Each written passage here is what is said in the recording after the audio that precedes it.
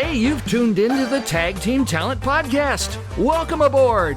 Here's your guy, your host, your best buddy in entertainment, Scott Edwards. Hi, and welcome back to a very special anniversary version of the Tag Team Talent Podcast. Now, I want you to know it's not the anniversary of the podcast, but back in 1980, in August, this would be the 46th anniversary of the opening of Laughs Unlimited, all-comedy showroom.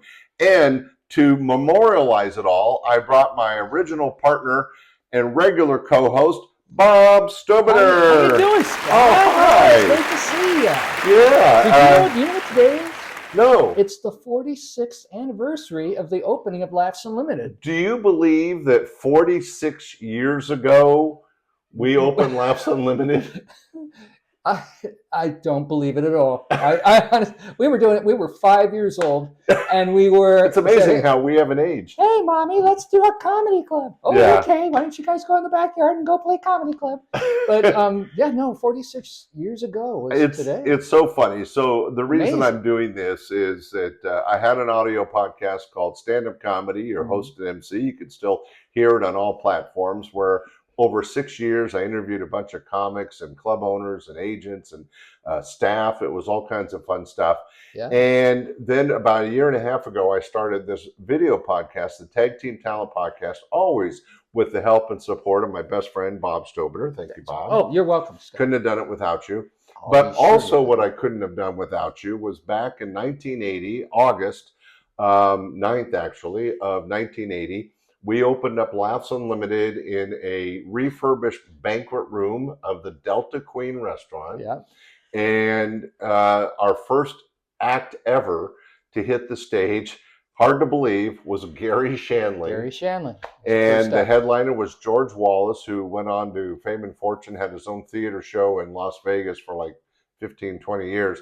But and a magician in between them. Peter DePaula. Yeah, Peter who DePaula. was really, really good. I don't think we had him another time, did we? Was that yeah, the he only time we came had? back. Oh, we did. Okay. But not much. I don't know why he wasn't a regular, but it was the beginning of our life in comedy.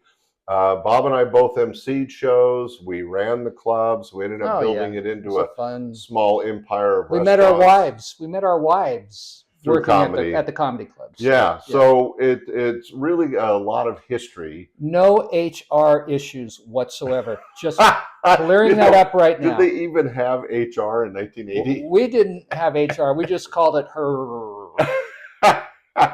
Well, anyway, I wanted to make this week's show as the 46th anniversary of the club kind of special. It's going to be a little bit longer Tag Team Talent Podcast. Settle in, people. Settle in. We have, instead of our usual 3 acts, let's see, we have 5 things to share with you. This must have cost you a fortune. Well, it's stuff that means something to me memory-wise. Yeah. But you know what? Let's jump into it and see if you agree. Okay. So the first comic, I would have to say, I never wanted to say who my favorite comics were because I worked with it's like your hundreds. favorite child. You don't want to say who your favorite and I worked You do have a favorite child. You just don't say it. Well, I worked with hundreds of comics, and I think they're all funny in their own ways. But definitely the top of the list for me was Larry Miller. Oh, Larry's the greatest. So if you don't know who we're talking about, go to the Googler. You'll recognize him immediately. You're about to see him. Yes? I don't have a favorite child, just so you know. Just had to clear that up. But Larry is my favorite comic from the stand-up, from the Laughs era. Let me share with you why. This is a short set by the very funny, by the way, ended up being a famous actor, did lots of movies and TV shows. He's in Pretty Woman. Yes, but in this, he was just a stand-up comedy of Larry Miller, our first show. Be careful, by the way, Scott's right about drinking. You got to be careful. Indoors is no problem. You're drunk indoors when you go to brush something off your shoulder and it's the floor. A lot of people want to know, when should they not drive? When have you had too much to drink and should not drive? Watch for these helpful tips. Number 1, the car is big. It's a lot bigger than when you started out. It's like you're driving a Winnebago. All of a sudden that steering wheel is 10 feet wide.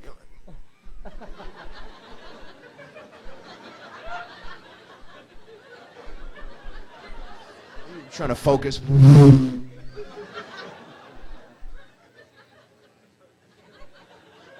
What the hell was that? Can't see a thing unless you use one eye somehow. Oh, this is much better now. We'll be okay, fellas. One eye is better. Cigarette smokers have a problem. Sometimes they can't get that car lighter back in the little hole. You know? You spend a couple of minutes making the Olympic sign on the dashboard there. You can...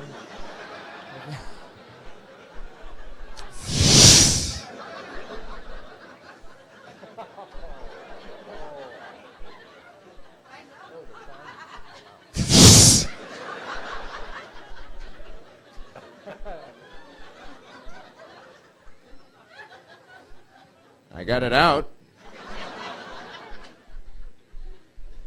You ever take that lighter, shake it, throw it out the window? Because you can have just a couple of drinks sometimes, you know. You find yourself stopping at stop signs and waiting for them to turn green.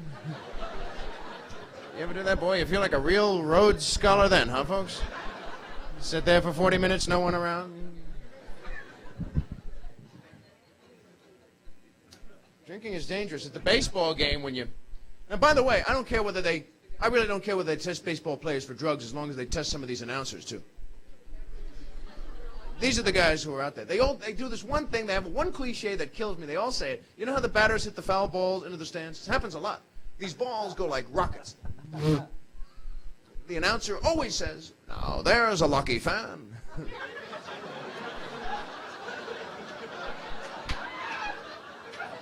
Really?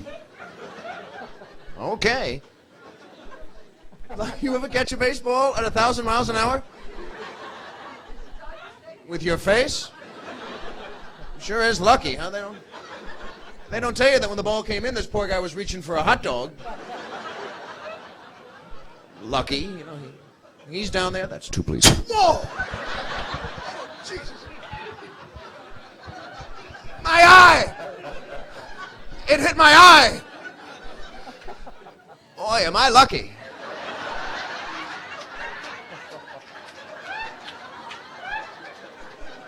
What tremendous good fortune on my part.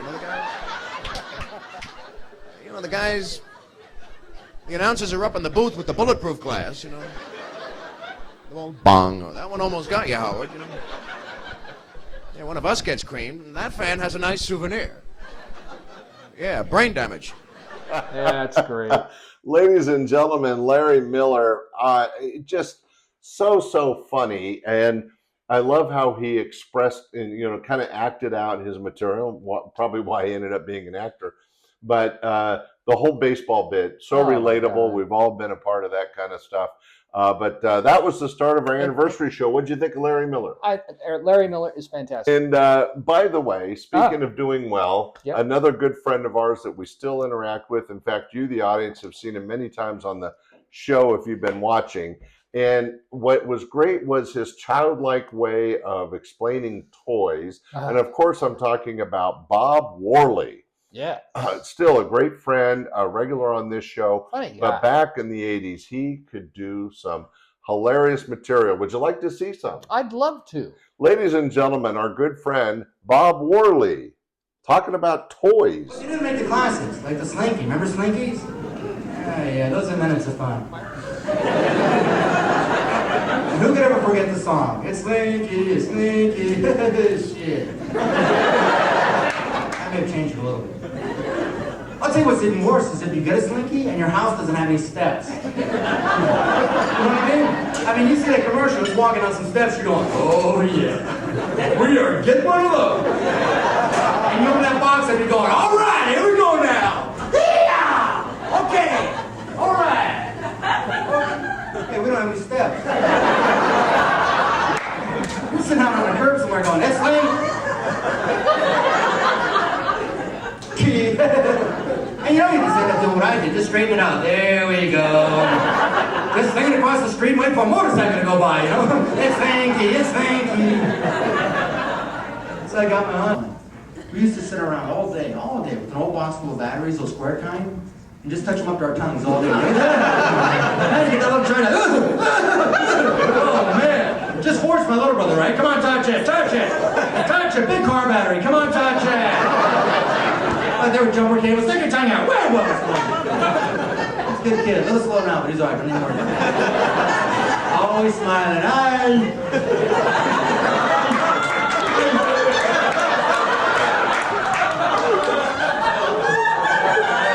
Oh, it's funny. Ladies and gentlemen, some old comedy by our good friend Bob Worley, talking about toys. You kind of collect old toys. I do have a good collection. I do have a Slinky, I think. Oh, I'm pretty sure you do. Yeah, I think I do have a Slinky. Anyway, he's right about that because we all saw that commercial. It's perfect. It's perfectly going down the stairs, and then you get it, and it just bleh. Nothing. But he did get a motorcycle. Yes, we did that. And then the battery thing with the 9-volt square batteries, we all used to do that. I never did that. His thing, really? With the 9-volt battery? We still test if they're good by doing that. Okay. I just didn't. Not personal experience. I did it You because did you could see it didn't affect me. Not at all. He's the same as he was. The act of his brother is so hilarious. So we saw Larry Miller, a great stand-up comic, Bob Worley, a little on the goofy side. He's great. We're going to jump into an old video, again, celebrating our anniversary of the comedy clubs, with a guy that's become a longtime friend. He was a regular at the clubs back in the day. He went on to do some huge stage shows in Reno, Nevada, done a lot of TV over the years, actually hung out with Hugh Hefner and, Dick Van Dyke and all those kind of classic people. But he's still performing today. And he has a podcast called How to Talk to Humans. You might want to check that out. But let's jump into some comedy magic with our friend Larry Wilson. Oh, good. Now, what I think you might enjoy about this is in the intro, you're going to see a very young version of me. I can't wait. So feel free to laugh out loud because I still do. But ladies and gentlemen, here's a good friend of ours, Larry Wilson. Ladies and gentlemen, a good guy. He's been touring all over the country. This guy's a little strange. I got to warn you folks in the audience and you out there in television land, this guy's a little strange, so get ready. How about a big round of applause from Tahoe, where he's been working quite a bit. Comic magician extraordinaire, Larry Wilson. Right there, Larry Wilson.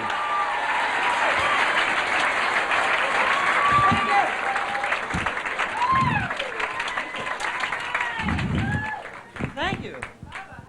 Well, thank you very much, you bold creature, you. No one told us to be subjected to your leering denials. Well, in fact, how is everyone? I guess that's a rhetorical question at this point, isn't it? We're working against the clock. Those of you who don't recognize me as a world-famous magician, my name is Larry Wilson. I've traveled all over the world, slept in the finest restaurants, eaten in the best hotels. No doubt many of you have wondered from time to time what it must be like to lead this wild, devil-may-care, madcap, jet-set, carefree sort of existence, Well, now at last you can. Yeah? Thanks to Famous Magician School. Yeah? Famous Magician School. We're looking for people who like to turn tricks. Famous Magician School, 12 short weeks, $187.50. Any one of you could become a famous magician like me. I know. Taxing your powers of imagination, perhaps, but it's true. We'll teach you all sorts of feats of legerdemain, sleights of hand, feats of prestidigitation, but enough palaver. Time now for something truly visual and amazing, yes? Yes! So be it.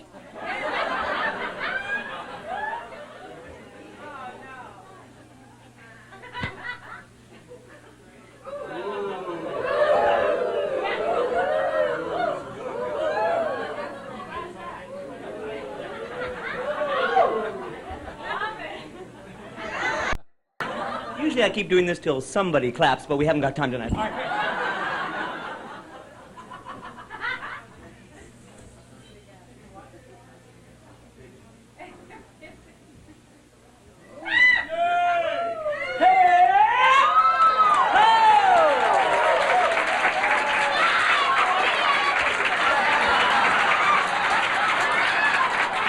Hey, folks, what do you expect? This is not Caesar's Palace, you know? I'm not here to do tricks anyway. I'm here on behalf of Famous Magician School. That's right. 3 short intensive weeks, $39.95. We do accept negotiable produce or livestock of any kind. Larry Wilson, so funny, so energetic. Yeah. He never failed to entertain the audiences. This was for our TV show in the late 80s, Live at Laughs, I believe it was, or Almost Live. Almost Live. And we had a bunch of them. A couple yeah, we did a few. Yeah. But still a good friend. We worked together on his podcast. He's been on my podcast. He's been on this show many, many times. Larry Wilson, you have good memories of him. Larry Wilson's a great guy. It was a lot of fun to hang out, and a great Scrabble player, I must say. Well, you could tell with his prestidigitation that he is really good at speaking and enunciating. In fact, that's the basis of the Wilson method, which is how his company. Speaks to humans. How to talk to humans. Or livestock, or... So we just added Larry Wilson to this special anniversary show, but we have more. Really? We're going to go past 3 videos on this one? Yes, this is a special show celebrating fantastic. the 1980 opening of Laughs Unlimited all-comedy showroom. Yes. And right now I have one of the best comedy teams to ever work the country. They had their own TV show called Comedy Break in the late 80s. Okay. But they were regulars at their club. You remember Mack and Jamie. Mack and Jamie were great. Weren't they amazingly funny? Very, very funny guys. They were a couple of guys that met down in Key West, Florida. One was on radio and one was a writer. And they got together, and the rest is history. They've done clubs and concerts all over the country. They've had their own TV show. They're both now retired, but Mack Dryden is living down in Tennessee and still does some play work and a little bit of comedy. Yeah, well, you've probably seen him on the show. But this is going back. This is from the 80s. So if you're ready and you're ready. I'm ready. How about I've a been little ready. stand-up comedy? Very funny, a little risque. I think you'll enjoy it. Mack and Jamie. Mack and Jamie. Oh, okay. What? Lady walks into a hardware store. She says, "Excuse me, sir, I'd like to buy a hinge." The guy says, "Sure, no problem. You want a screw for the hinge?" She says, "No, but I'll blow you for that toaster."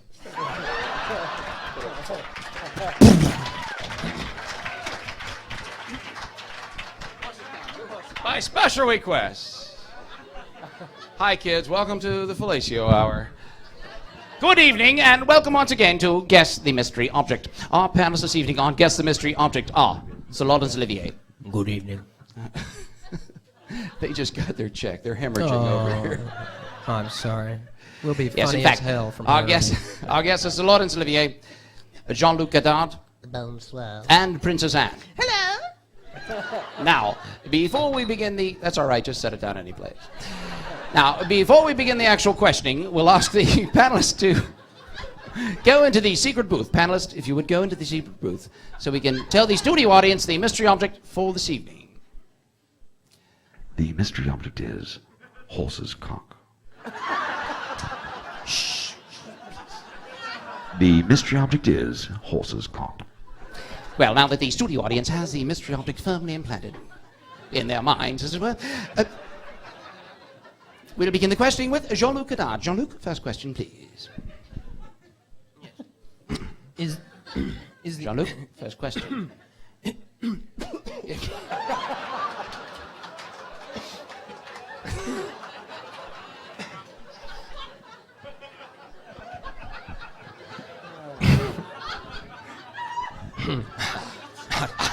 I have sucked one into my throat.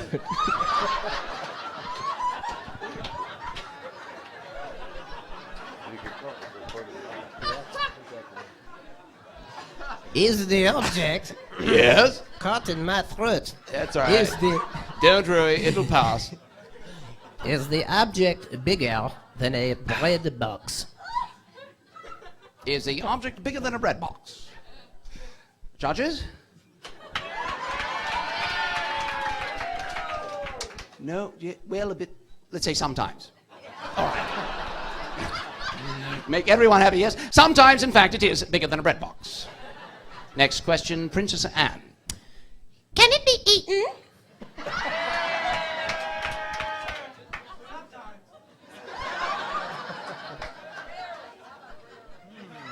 I think we'll accept that as an affirmative.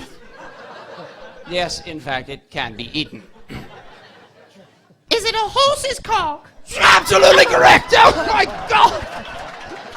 Unbelievable, yes.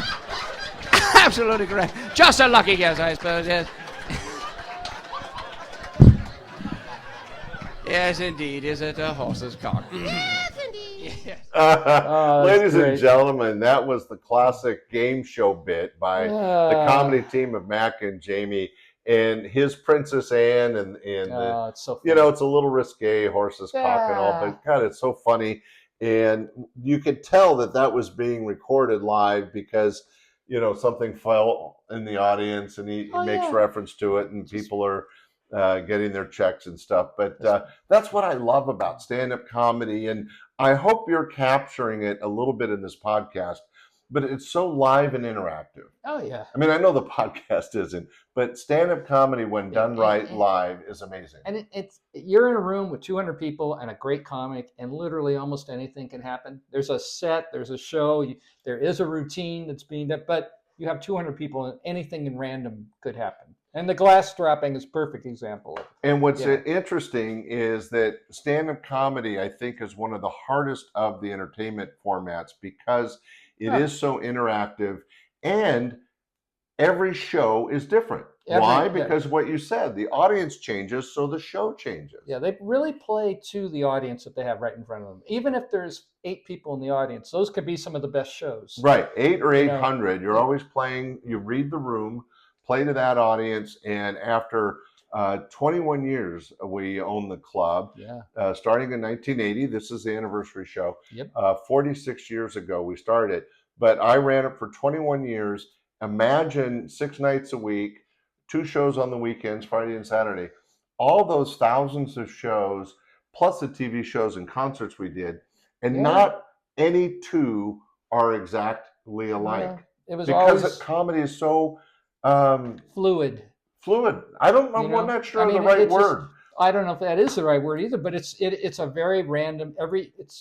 It's a very random thing. Every show is different. Moment in comedy is so special. All right, so this is a longer show. It's already gone longer. I wanted to end it on a high note. Oh, okay. We always end the show on a classic rewind. Yay. You're going to get a kick out of this. I think you'll enjoy it too.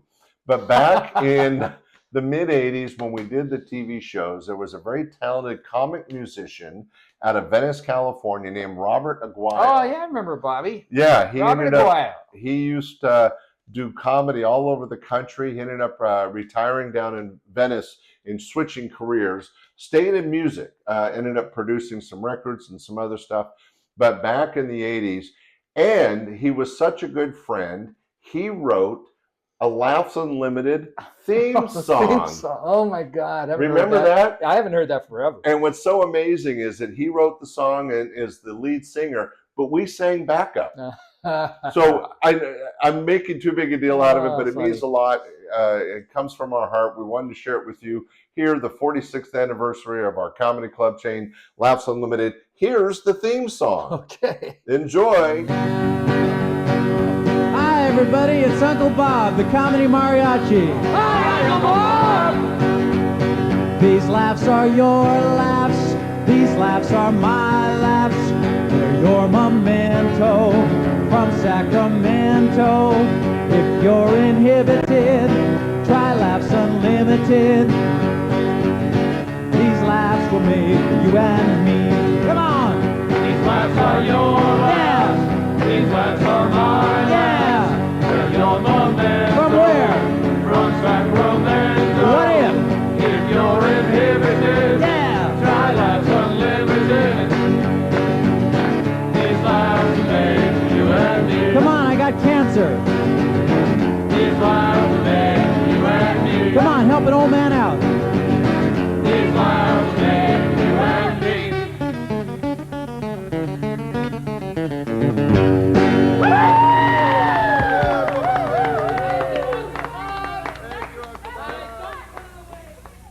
Oh, man. Yay. Ladies and gentlemen, Wow. the Laughs Unlimited theme song from back in the 80s, written by Robert Aguayo. That was him in the pink jacket near the end. But God, that just brings back so many memories. Oh man! And I'm sure you noticed what we did was visual name dropping some of the many acts that performed at the club over the years. And that Jay was Leno, Harry Anderson. Yeah, that was very early on too. Yeah. Oh yeah. I mean, because that's like before 1985. It was all so those much guys fun. worked for us. Well, speaking of fun, thank you for not only being a partner in all this since we met back in high school, but also being such an important part of the podcast. You, the audience, I hope you're enjoying the shows and tell your friends and spread it around. But this was more of a selfish one. I wanted to share some of my favorite acts and celebrate 46 years of being in the comedy business. It's been quite a ride. It's been a great ride. And congratulations, Scott. Oh, well, thank you. On 46 great years. Couldn't have done it without you. Hey, ladies and gentlemen. Should we drop a little note that Laughs Unlimited is still running even today as we speak? That's true. If you weren't aware, the club we opened back in 1980, Laughs Unlimited, all comedy showroom, is still open in Old Sacramento, celebrating its 46th year this August. But I think it'll reach 50. It's a quick side story. Yeah. When we opened, we were the 12th full-time comedy club in the entire United States. And I think it's back down to 12 now. Yeah. No, clubs kind of exploded in the mid to late 80s. But there's less now than there was then. But what's interesting is now Laughs Unlimited is one of the oldest clubs. There's maybe how many could there be? 8, 10 clubs. Comedy that have been Store, around. maybe Improv, and Improv locations. Comedy Castle, maybe. There's not much. Is there anything in San Francisco? Well, Punchline in San Francisco. No, they opened up after. I don't know. No, I don't know. We'd have to look at. We'll get back to you on that. Well, you'll have to keep watching. Yes. The point is that it started as the 12th club in the country, and now it's in the top 10 of the oldest in the country. We're very proud of Laughs Unlimited and this podcast where we get a chance to share some of the great comedy. Thanks for joining us. Yeah, thank you, Scott. A third handshake never happens. And thank you for joining us. We'll be back next week with our regular 15-minute show and 3 comedy acts. We appreciate your patience as we kind of went down memory lane today. Thanks for joining us on the Tag Team Talent Podcast. Bob, say goodbye. Goodbye, Bob. We'll be seeing you. Thanks so much for joining us. Bye. Bye. Thanks for watching the Tag Team Talent Podcast. If you enjoyed this episode, hit that like button, subscribe to the channel, and turn on notifications so you'll never miss the next big talent reveal. And don't forget to write in the comments below which performer you thought was best in this episode. We love hearing from you. See you soon.